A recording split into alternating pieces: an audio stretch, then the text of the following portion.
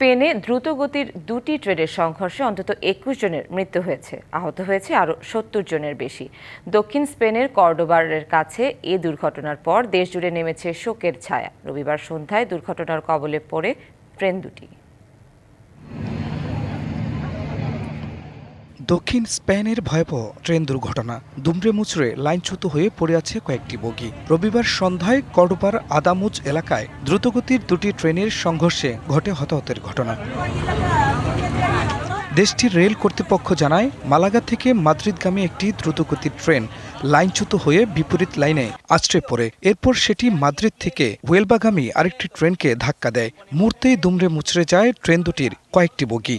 Hassle free জীবনের smart companion Walton home and kitchen appliance.